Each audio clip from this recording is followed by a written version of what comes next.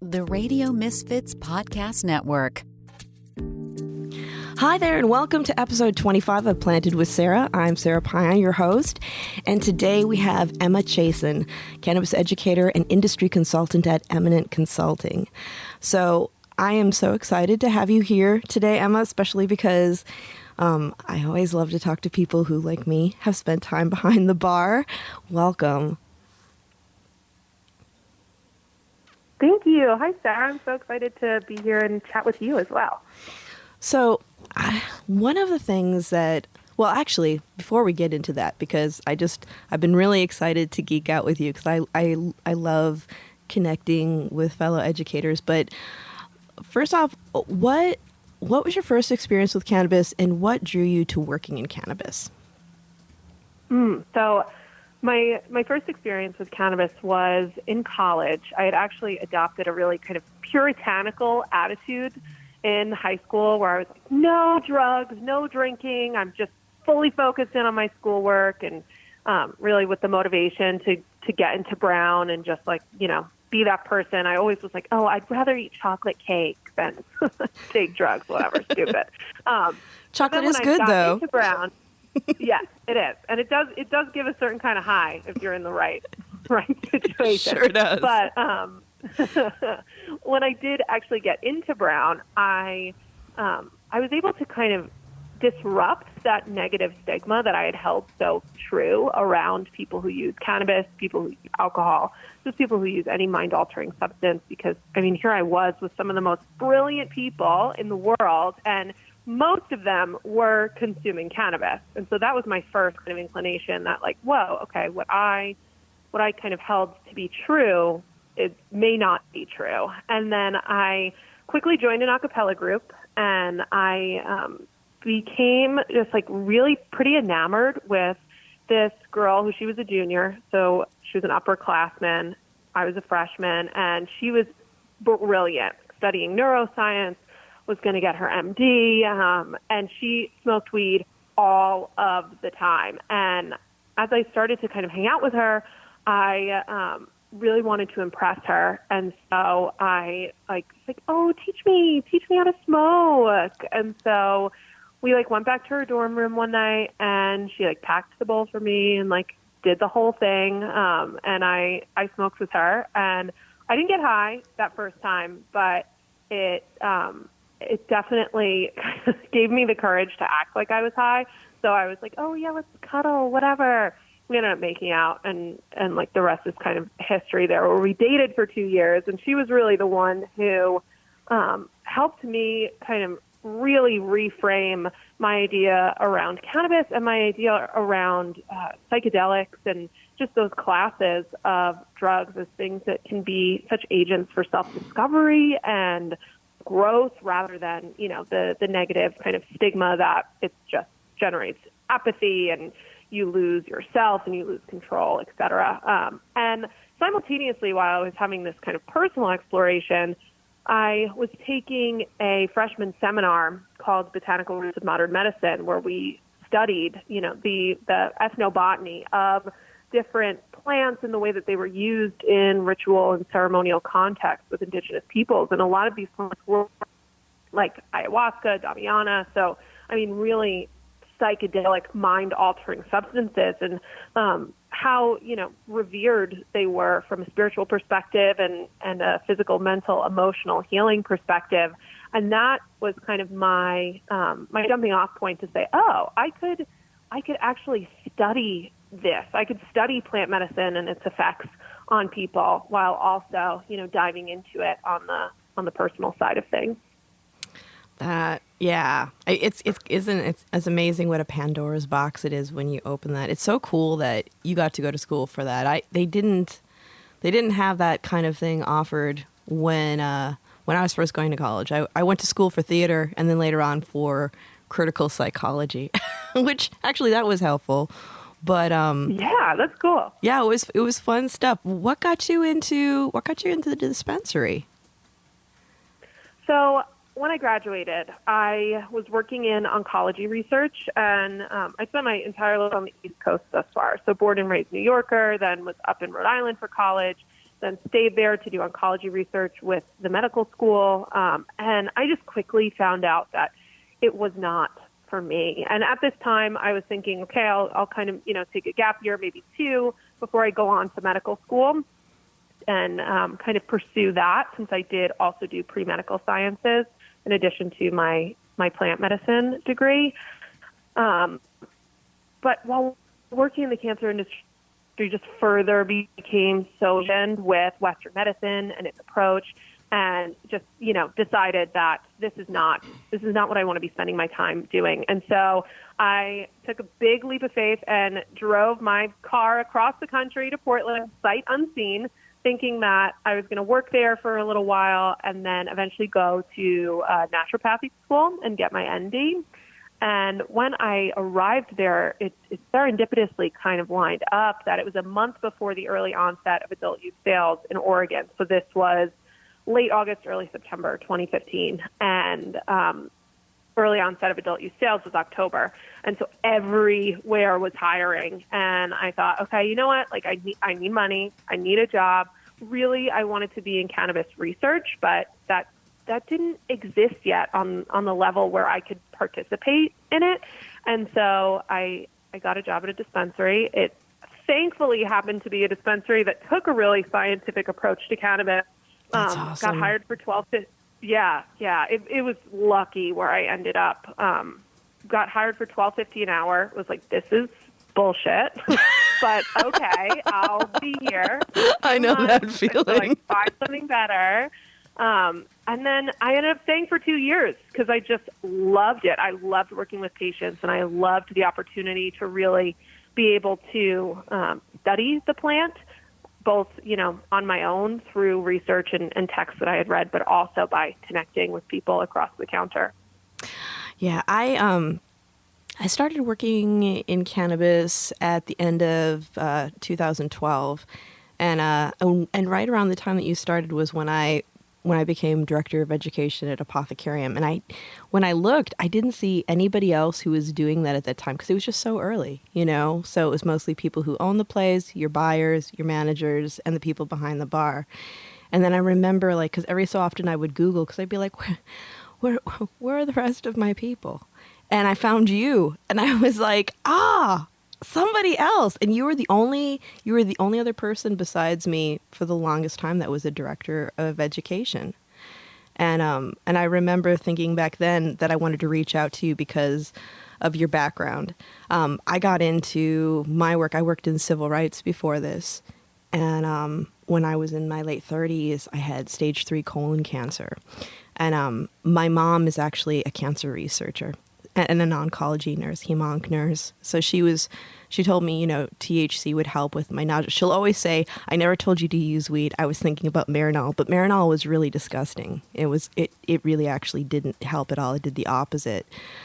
So I used cannabis during my treatment. And then when I got done with treatment, I decided I didn't want to go back to the office, and I was going to go back to school and get my master's in org psych. So like you, I took a job in a dispensary thinking this will be fun.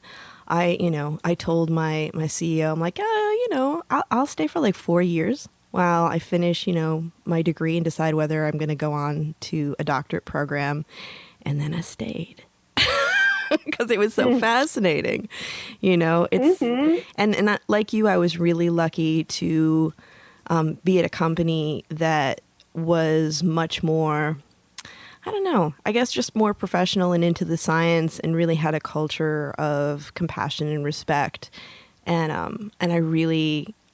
stayed and just grew that, and really felt proud about mentoring other professionals into the cannabis sphere in a way that I thought it should look like, because it's like there's different models for dispensaries. Some people like to go to a place and just be told everything that's fire, and that's cool.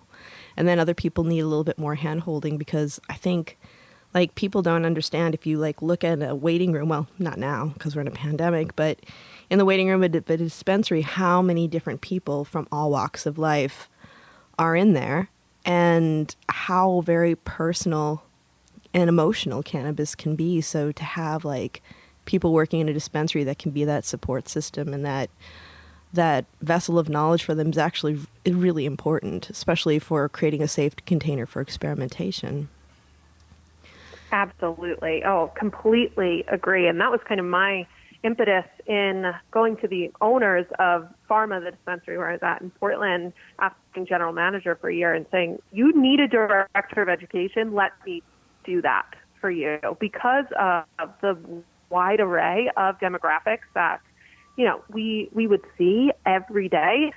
To me, it was so important to have the staff all on the same page, with training and an in-house educational program, and providing just support on the floor as well, to be able to engage and provide information specific to the customer's needs and wants. Because, it ran the gamut from, younger people who just wanted the most bang for the buck to people who were really inquisitive and interested about the science behind cannabis to people who were really trepidatious about even the idea of getting into cannabis, but also were looking for, therapeutic applications. And so to have, an educational program in-house at a dispensary, it's so cool to hear that, you're also the director of education at the dispensary, because I just think more dispensaries, and I have seen them in recent years, kind of adopt this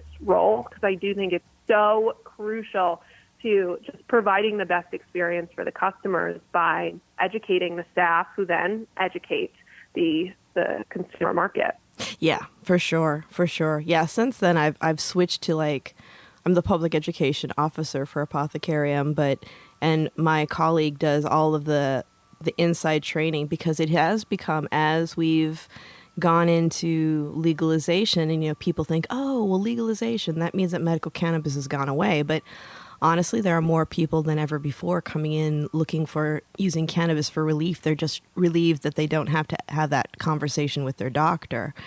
Although I do believe that they should. And that's one thing I always say. I think if you can have that conversation with your doctor, you should, because one, they need to have a full idea of everything that you're taking in so they know what's going on. But two, I do trainings at UCSF and Kaiser with doctors and nurses and pharmacology students. And, they say they learn so much from hearing the stories from their patients, because, we have...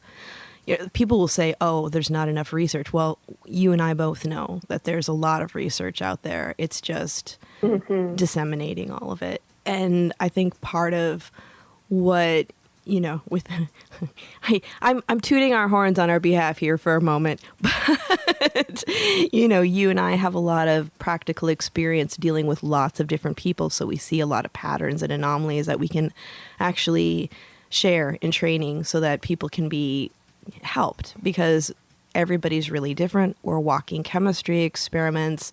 And every time somebody asks me, how can I get a job like yours?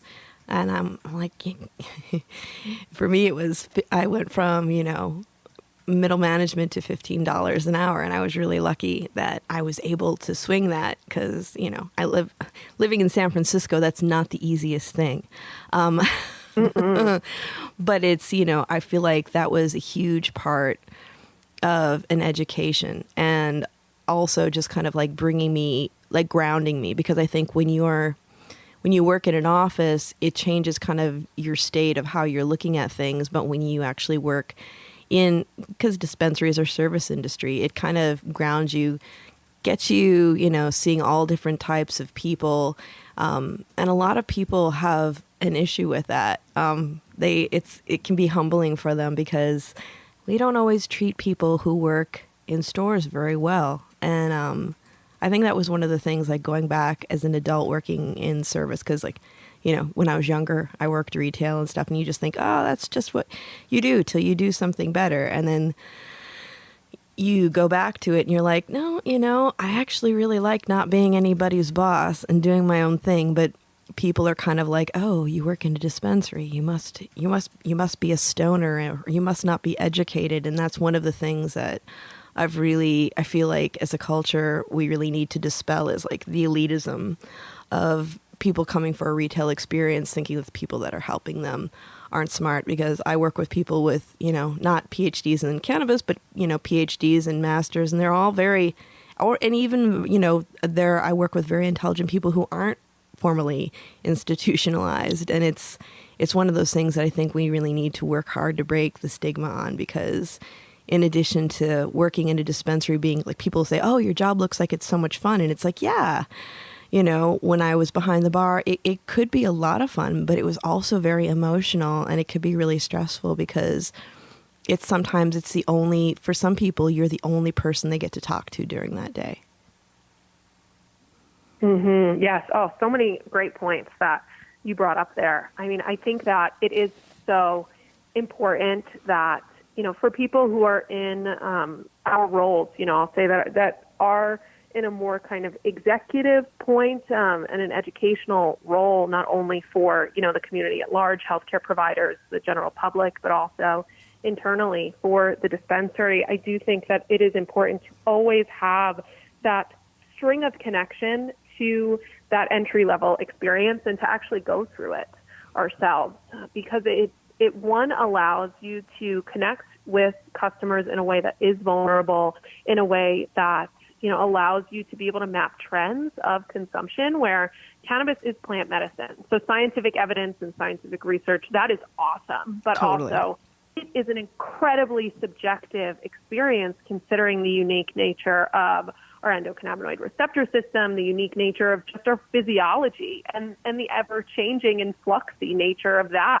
how we're different in the morning than we are at night, depending on how we've kind of treated ourselves throughout the day. And so collecting that anecdotal evidence over the counter to begin to really see, the ways in which certain products affect certain people. I also really always get excited about the research reports that are published and that have been published, especially by apps. I think that there was an app called Relief that was like a patient data tracking app, kind of like a consumption journal, but on your phone. And they published a study with the University of New Mexico, I believe, where they had 10,000 entries from patients, and they kind of mapped out, how patients felt with certain cannabinoid ratios and what kind of symptom relief and therapeutic potential they achieved, when they engaged in these different products. And I think that coupled with scientific evidence, coupled with scientific research, is really important, the two of them, to be able to inform,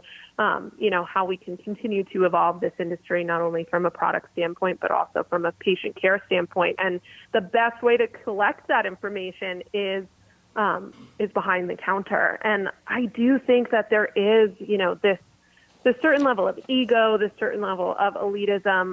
When we talk about education in general, when I, do my trainings and my classes, I often talk to my students and the people who I'm training that, we're not trying to educate people because we know more or we know better. That's, that self-serving kind of ego shit is not going to do anybody any good. Instead, we're coming to this to be able to get patients and to get people, what will make them feel good, what will improve their quality of life. And so to be able to kind of finesse that educational experience where, you're not coming right out and telling a patient, if they come in and say, I want an indica, you're not going to say, well, actually, cannabis indica is just a species of cannabis, and it doesn't really determine a consistent effect. And, that's just going to put somebody off. That's right. Going to make them defensive, where there's a way to be able to get the person what they want, because that is the goal, while also,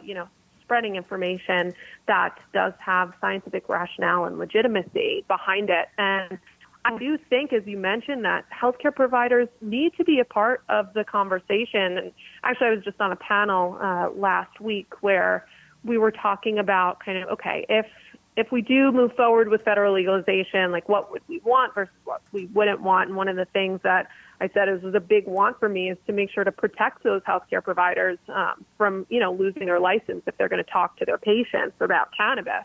That's so important that, patients can have candid conversations with their doctors to inform them kind of what therapeutic strategy they're going down, and for their doctors to be able to be a part of that and to be in alliance with the bud tenders and the dispensaries instead of, this kind of, as you put it, the kind of elitist like disparity that we're seeing, where it's, if you work in a dispensary, well then you're just a stoner who loves to smoke weed. I don't think that does the industry or the patients any good. I think that it's important that we do the work to kind of move beyond that. And I do think that also comes with some actual, benefits for bud tender health benefits, or a living wage so that they can be able to just, live and survive in that role. And so that we can get people who do have,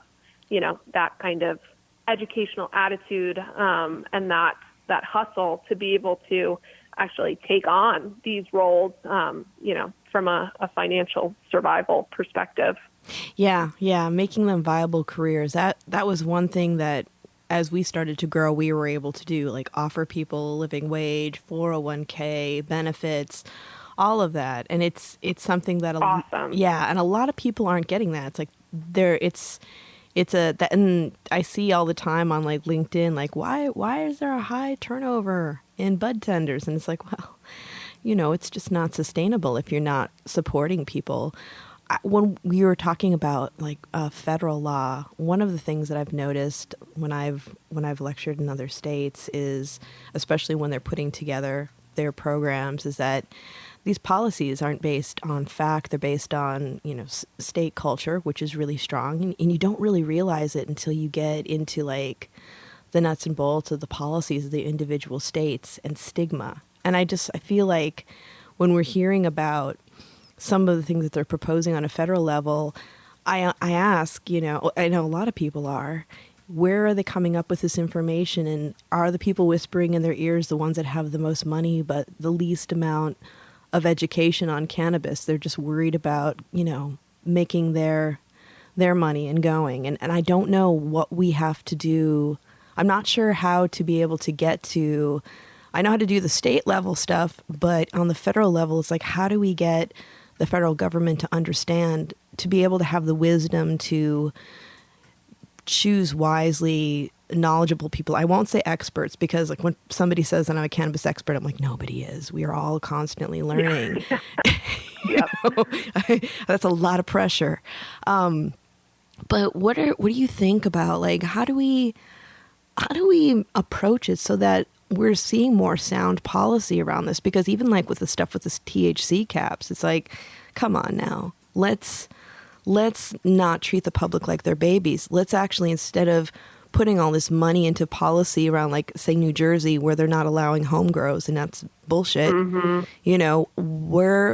Why can't we see them putting the money into outreach? Even like when we were looking at legalization in California, and that's when I was one of the chairs of the legalization task force here, DPH, the day before we did legalization, put out a sheet that everybody was required to put in every single consumer's bag that had incorrect information. And I was really upset because I offered to help them with it. And I was like, this has nothing to do with me selling cannabis. This has to do with keeping people safe. Like, I don't have my Apotha hat on here.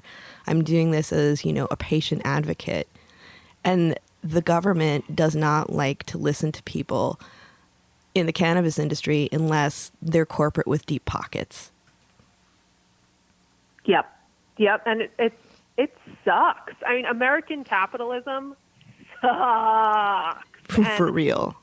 It's so frustrating to, think that cannabis could go that direction, because I think it does give an opportunity for so much more in terms of transcending, our old habits that do value big money. And so when we look at federal legalization, when looking at the real risk that big pharma, big alcohol, big tobacco, big ag will just, co-opt this entire industry and remove these small craft businesses, which cannabis, the industry at this point has been built on the backs of people who not only were, risking their lives to do this illegally through prohibition, but then also came into the market as kind of craft small businesses. And so that is a big risk and a big fear of mine when we look to federal legalization that, okay, actually, it will just get corrupted and co-opted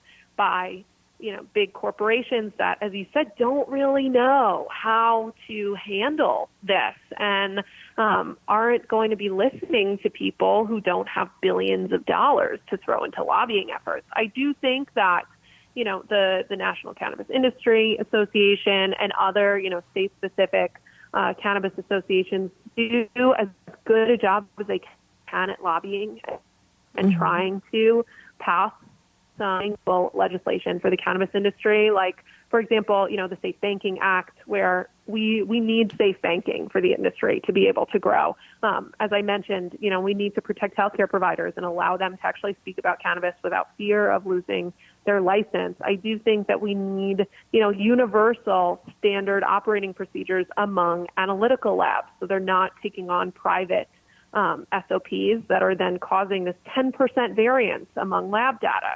Yeah, what's that about? The industry or the patients. Yeah, it's frustrating, where that's where the federal government, it's like you have a lot of experience in writing out, universal SOPs that apply to every other analytical testing lab across the country. And so get with some, lab people in the cannabis industry and write out these universal SOPs, make everyone follow them. That I think is a great place where they can kind of come in and help to regulate this a bit more. But it is really frustrating when we see new markets like New Jersey, who in their medical market, I believe that they were, really pretty monopolized. There were only 6 companies that were controlling the entire medical market. And it seems that is unfortunately, who had the ear of the politicians and the lawmakers to prevent home growth and to prevent people from actually having access to their medicine. On the other end of the spectrum, which I just find so fascinating, is Oklahoma. I'm doing a lot of work in Oklahoma. I'm actually in Oklahoma City right now, opening a dispensary, and they went full, libertarian laissez-faire. Don't touch my guns, don't touch my weed, don't touch my money. And it is actually, it's created an explosive market that I don't think is sustainable, but it has such a low barrier to entry that literally anybody with $2,000 in their savings account can participate in the industry. And so that allows for, an incredibly robust and diverse supply chain. And yes, it completely kind of outgrew itself within, the last 2 years. And so there are many growing pains that come with that, don't get me wrong. But compared to a state like Missouri that was kind of on the same timeline as Oklahoma, that went with such a strict, closed market that they saw a lot of corruption in their licensing process. They are Arkansas having a really too. hard time. Yeah, exactly. And just having a really hard time filling out the supply chain and are actually not getting quality medicine to patients, which again is the goal of these programs. And so I think that Oklahoma, to that point, is kind of a really good case study when regulators do listen to the community and just kind of give a much longer leash in terms of who can participate and how they can participate. Yeah, a friend of mine he's originally from Oklahoma. He was here in California during the 215 days. And in the beginning of legalization, he ended up moving everything to Oklahoma. And he's like, Sarah, it's like California 12 years ago. And I'm like, whoa, hey. But it does. I mean, even though you might get oversaturated, it gives the opportunity for really great products to hit the market. And, like you said, I mean, there will be extinction events with that, with Oklahoma because it isn't sustainable. But all the really good products hopefully will be able to continue on because like here in California, I always wondered why every state reinvents the wheel. It's like, look at the other states, see what worked, see what didn't. California overtaxed everything. And one of the main things with legalization was this was going to be a great way to get rid of the traditional market. Well, guess what? We have a booming traditional market here. Mm-hmm. And there are some very talented cultivators and product makers in that market, but you're also looking at the fact that, you know, I can't tell you how many people, especially seniors, when we went into legalization, were in tears at the bar because they couldn't afford the medicine that they actually needed. And they're like, well, I guess I'll just go back to my guy. And it's like, that's cool, but know your farmer, because, you know, the only fatalities we've had from cannabis have been from products that have been adulterated, or you have a compromised immune system and you've had flour that has, like, you know, mold or mildew, because compromised immune system, you can die from a yeast infection, you know. So we need to, like, and not only that, but like with task force, we used to talk about the idea of, how about if somebody gets busted for an illegal grow, instead of, you know, arresting them and pressing charges and sending them to court, we give them a brochure as to how to actually take their, you know, and I'm going to say company, because these are entrepreneurs, they're really talented people, to help them go legit. And the bar for actually having a legal company in California is so incredibly high that I can't blame all these talented people for not wanting to participate. Yeah, absolutely. I mean, it's just pricing so many people out. And in Oregon, when we switched from medical to adult use, the state put out this whole campaign of go legal, like, you know, it's so much better kind of on the other side. And then we had the mass extinction event in 2017 when the market crashed because there was just way too much supply, not enough demand. And, you know, producers really just were devastated. And these were people, you know, in Southern Oregon, as you have, you know, in Humboldt County in Northern California, who have been doing this for just years, where it is, you know, part of their family's legacy. And They transitioned to, you know, the legal market, and they, you know, put up all this money and involved investors, and then it all came crashing down, and they felt that they were sold an empty promise by the state. And so then, of course, that's going to, you know, further instill mistrust in the state. And if people did, you know, make it through that alive, because there were a lot of, you know, deaths and just suicides that came from that event. Oh, my God, yeah. And horrible. And if they did make it through, you know, then they were not going back to the legal market. You know, they were going back to the traditional market, because that's where they were actually able to make money. And I mean, in California, as you're saying, the bar is even higher than it was in Oregon, where just the amount of capital that people need in order to participate, in order to, like, play, is upsetting. It's upsetting. Yeah, it just seems like it's prohibitive by design. And that's the thing with policy. I don't understand why the states keep making the same mistakes. Well, I do. I always say every year, I'm like, the word of the year in the industry is hubris, but it hasn't changed in 6 years. Mm-hmm. You know, and it's like, I hate to sound like a downer like that. I don't mean to be like, you know, I don't mean to be dogging on the industry, but it really needs help. And we have so many people that, you know, need our help. And I just don't get, it just seems like in a lot of ways, cannabis is kind of like, it's like a very micro thing about what's going on with the world today. And we have this unique opportunity actually to change the way we do business. Like I was talking to somebody recently about, like, the tech industry, you know, good or bad, tech, you know, was booming. Like I worked in tech in the 90s, and it changed the way we did business. Some things for the better, some things for the worse. Like, we have people who, like, you know, think it's a badge of honor to work like 24/7. And I think that was really brought on by the tech industry. But we also have, like, a more casual environment, which was also a good thing, and it was brought on by the tech. But with cannabis, it's like we had this opportunity to create, you know, abundance with compassion, and, you know, creating more equity. I mean, there are just so many things that we could do with this that could be a model for the way we do business in other areas. And I feel like people are missing a really valuable opportunity.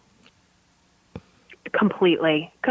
And I mean, I think that's, you know, really seen when we look at kind of social equity and restorative justice in cannabis, where there are conversations and conversations and conversations that are had around expungement of records and releasing people who, are in jail for cannabis crimes. And, all of this talk happens, but when it comes down to actually taking action, so few get to that step. And that I find really frustrating, especially when there is such a clear solution. And I think that we see that played, out and over again and again with this kind of policy where there are clear solutions, that we in the industry can kind of talk their ears off and present to them at, public kind of hearings and the like, but it's up to them to take action. And so often the action just falls completely short, and it just creates such a frustrating paradigm. And it also puts, the industry at odds with the policymakers, which that is not serving anybody either. We're all on the same team, we all want to create a robust industry that, yes, makes money, but that also, serves and protects the people who participate in the industry and also serves and protects the patients. And like that common goal is somehow missed on the policy side where it seems like there's a certain just tension and fight between the two where it just doesn't have to be that way. No, it doesn't. And that's when people will come to the dispensary and be frustrated about, the prices or the over packaging. And I always tell them it's sad because it shouldn't the burden shouldn't be on the public, but I always tell them, you have to understand that a lot of these decisions are made because they think that the people that are going to be, under the influence of this don't know how to make decisions on their own. I'm like, we need to get, active. Like, as a citizen, these people who make these policies depend on your votes, a lot of them. So it's, you pay taxes, you work, you use cannabis, you're a productive member of society. Like, the onus is on you to go and talk to them because this isn't the dispensary that's making these decisions. It isn't the people who are creating the products that are making these decisions that are making things so expensive. These are the people that we've put into office that are making things so expensive, and the people that they hire underneath them. It's stuff like the BCC, and so we need to, it's like in some ways, it's almost a good problem to have because like when we had legalization here and we got into adult use, when it passed, the next day people showed up at the dispensary and they're like, oh, it passed. Now we can get weed without, a recommendation. I'm like, okay, Stoner Civics 101. When we pass something, we don't have the foundation yet. Nobody starts setting up systems in anticipation of something passing. It doesn't happen till it's passed. So you got a year and I'll see you then. But, people get really frustrated and it's like, okay, so we need the public to understand how the government works and how to advocate for themselves because it's through that advocacy that we're really going to see a lot of the change. I mean, that was like even on, the local level with like our task force and our oversight committee, which I participated in both. It's like we saw things that were going wrong. We advocated for policy to change some of the things, and some of it was even bad behavior within our own industry because we had people who were in San Francisco. There are dispensaries were attached to locations. So you have to have your location while you're waiting for your permit. So you're paying for rent on that location. And the permit was not transferable. So it was stuck to that location. So we had somebody who was not a good player in the industry who was actually purchasing buildings with cash so that they could have the permit, basically being a pirate, taking a permit from somebody who'd worked hard to get it for that location. And we closed that loophole. Good. But that's just like one example of things that need to be done. And I feel like people need to get more involved and they get afraid to speak out about it. But then I'm like, if you're afraid to speak out about it, then you really can't complain about how expensive things are because you're part of the problem. Absolutely. And I think that's where the public education is such an important component of it. And it's so cool, that you are really involved in that because when I talk about education, like, yes, we need to, create pipelines to educate our industry professionals so that they can educate the consumer, but we also need to educate the public at large. And it's not coming from the regulatory agencies. And so then it falls on the onus of the industry to do just that. And especially in this last year, just with the, social justice movements really, coming into the public sphere, I think a lot of people on a grander scale saw, okay, if we don't speak up, things are not going to change. And we have to be the ones to put pressure on our elected officials to continue to hold them accountable, to actually do right for people and our community, because their job is to serve us. But, they don't. They'll make maybe poor decisions, if they aren't told explicitly and continuously what needs to be done and given feedback.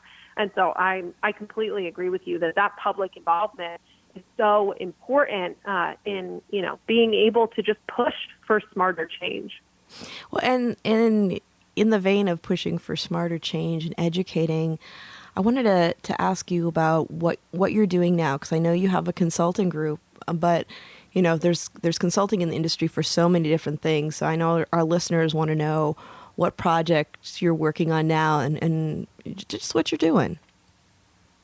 Yeah. So I am the co-founder of Eminent Consulting, and I say that I have two arms to my business, where I do have an online course curriculum that's really available to anybody, even though it was designed with kind of the bud tender population in mind. It goes through the fundamentals of cannabis science, and we help to provide that training for dispensaries just to fill that gap within their kind of training program. And then we also do a lot of craft industry development specifically. So it's just my business partner and I working, full time in our consultancy. And we're really selective with who we choose to partner with. We go with people who, want to adopt a science forward approach, who are interested in more craft modality. So, higher quality kind of artisanal products, looking at organics, organic living soil as far as the cultivation methodology, and then, ethical kind of manufacturing methodology to make sure that products are free from contaminants and that they have the kind of fullest expression of cannabinoids and terpenes that are true to the original plant material. And right now we're working on a huge project, our biggest project thus far, where, as I made mention, we are living in Oklahoma City. So we relocated down here in October, and we'll be here through to the end of May. And we're working with our client group down here, who we helped them launch their cultivation facility last year to the Oklahoma market. So they've been on the market for a year. They do craft, indoor, organic living soil, and they're just crushing it, which is awesome. It proved our thesis that, Oklahoma, even with all of its licenses, they do want something that is of high quality, and that does represent, this more craft niche. And so now we are project managing the build out and launch of their dispensary brand. So we've been basically given full freedom and responsibility to build our dream dispensary, which is amazing. That's so cool. It's a huge project, and it's like, no pressure. But it's awesome because we have done everything from, design to facility, completely new build out, all the way through hiring, training, and it will open about a month, April 15th from today. So just like really exciting to be able to put this out into the world, and also to be able to help move the conversation forward in Oklahoma City, when it comes to product education and patient education. Yeah, and just in time for 420. Yes, exactly. Soft launch April 15th, grand opening 420. Oh, that's beautiful. Oh, I'm super excited for you. Thank you. Yeah, it is like I said, biggest project we've taken on, and I am a perfectionist, so it's definitely like feeling the pressure, but ultimately very, very excited about it. That's cool. And Another thing I always like to ask, especially because, you being an educator, people always ask me about, different books that I like, but what are some of your favorite cannabis education books? Yeah, I really love the Cannabis Health Index. Oh, yeah. It is a wonderful, wonderful text. It's probably my favorite, second to Clark's book, Ethnobotany and Evolution. But it's just incredible. And I'm blanking on the author right now for the Cannabis Health Index. But it's Uwe Bleshing. Yeah, Thank you. Yeah, I just love how she ties in kind of mind-body medicine, and really it's so comprehensive how she just goes through, all of the different ways that cannabis can be used to achieve certain therapeutic goals. I love it. Yeah. Have you, Uwe has a new book on CBD ratios, and I haven't checked it out yet. Have you checked that out? No, I haven't. I'm really excited to do that. I believe I'm going to have him on the show next month. I've got to confirm, but he's doing some really cool stuff. He's also got a product, an app called Cannabis that just got released. And it's cool. Yeah, and they're like connecting like research, it's normally when people say, oh, I'm putting together an app to help people figure out what works for them, I'm always just kind of like, all right. But, Uva doing it is a whole different thing. It's actually, I got to take a look at it before they released it, and it's fascinating. I'm really interested to see how that's going to work. It's by far it's the only one I've been excited about so far. So awesome! Oh my God, that is really exciting, because I definitely feel you on the many different apps that are coming out to kind of track experience. But as you said, Uva doing it is a whole different ball game. Oh, I got to look that up, and also their book on CBD ratios. Yeah, check them out, and I'd really be interested to hear what you think of it, because it's like I feel like we come from very much like the same school of thought around this, so you'll have to let me know what you think. Definitely. Cool. What else do you want to talk about? We've got a few more minutes before we close. I think tell me a little bit more about what you're working on right now, or what's exciting you. Exciting me in this moment? Well, this year has been a really interesting. Well, and I mean like from 2020, like a year ago this week. So now it's been a really interesting time. It's I think like I went from doing my classes in person, which, people used to ask me to put them online, and I was always like, oh, it's not that I'm a Luddite or afraid of tech, but I've always been a huge fan of like the personal, communication and giving privacy to people. So like teaching a class, answering questions, and people being able to come up to me after class and privately ask questions that they may not want everyone else to know, having that connection. So I always fought it. But now I've taken all my classes onto Zoom. I started last summer, and that's been really cool because there are people from all over the world attending class. And, like I had somebody from Australia last week, but we've been getting people from, Canada, the UK, Australia. And even though it's still in the States, it's far away. I've had Puerto Rico, a lot of people on the East Coast.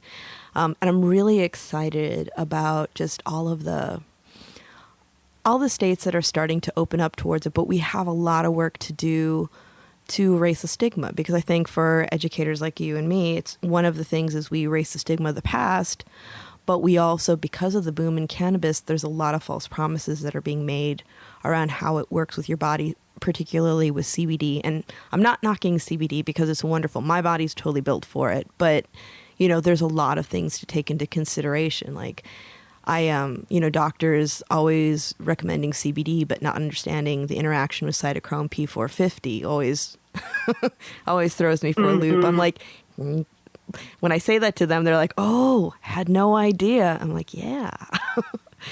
So,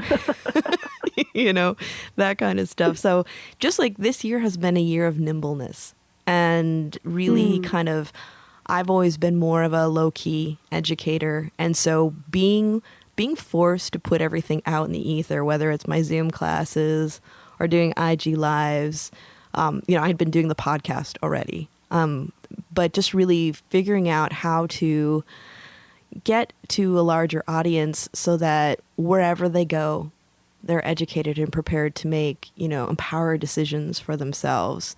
That's been one of my big things. And then I'm in the midst of writing a book, but how those things go. Thanks. Yeah, it's interesting.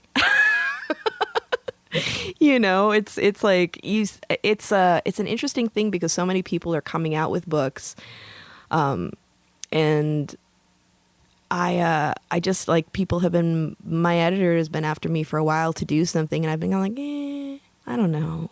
There's a lot of good books out there already, and she's like, no, really, the time is now. Like, do it.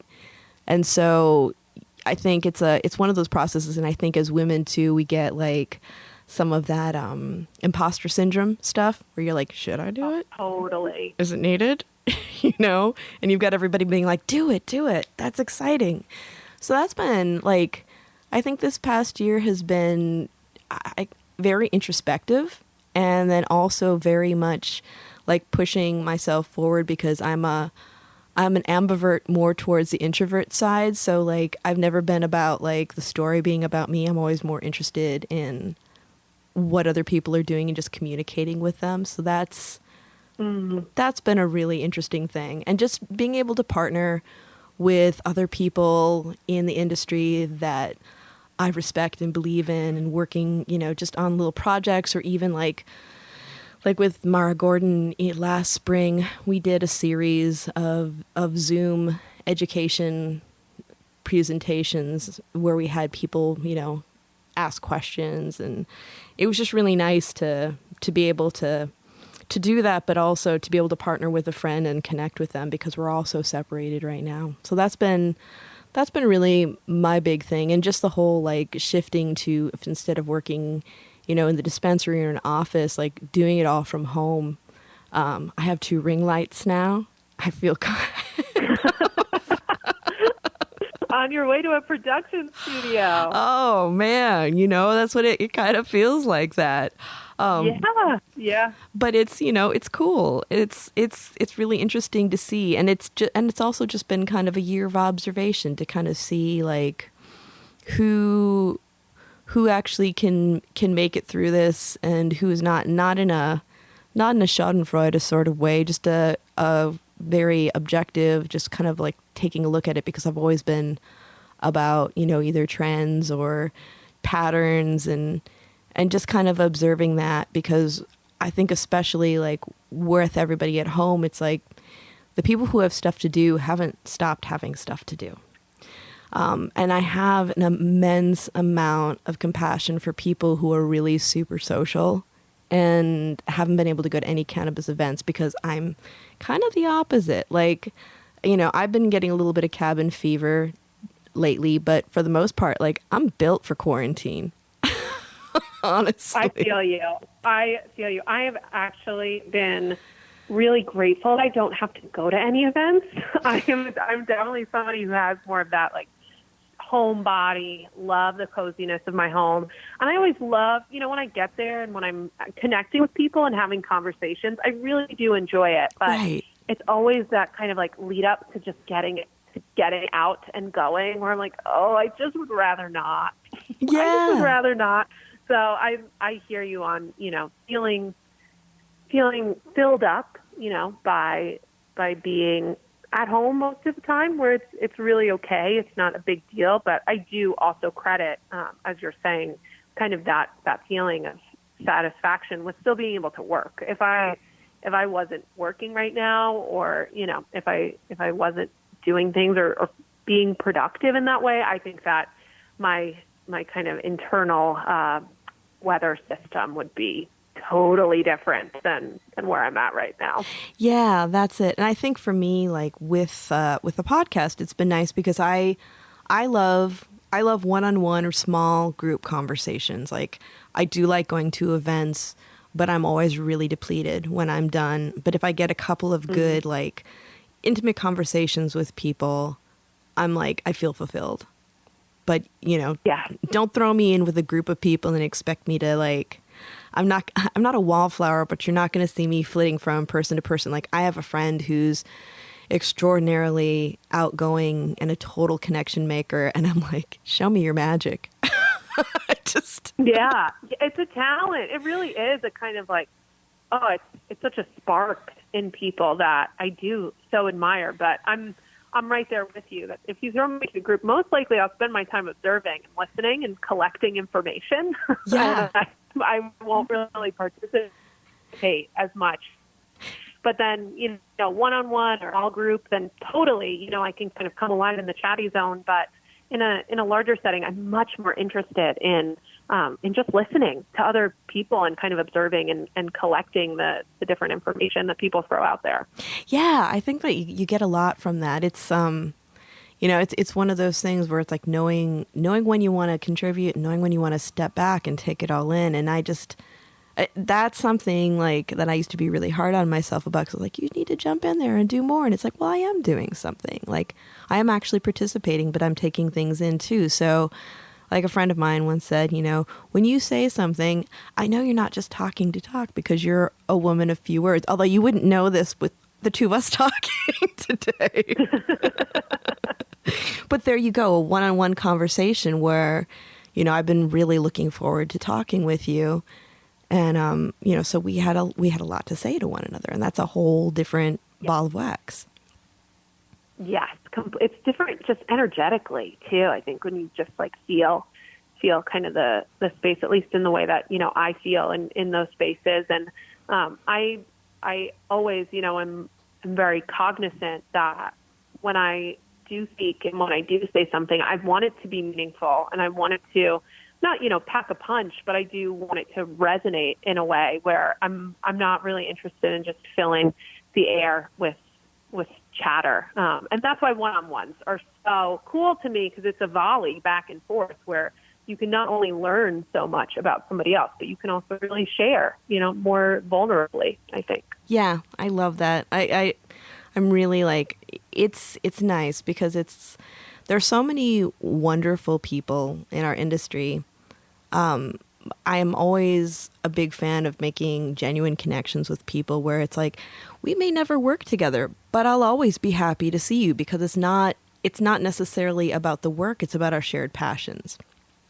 Yes, completely. And I do think that that's something very special about the cannabis industry, is that many people come into it with such an excitement and a passion for the plant and for patients and for, what this plant represents and what it can do for us and for the world. And so being able to connect with people on that transcendent of, working relationships or networking, that is the most exciting to me when connecting with other industry players and folks. Yeah, I the first time that I really experienced that was it 2014, I think it was, when Patients at a Time was in Portland.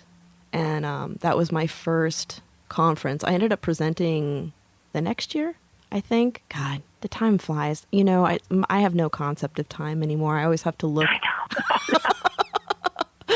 But it was just like meeting other people that were really passionate about the work. That's actually where I met Mara.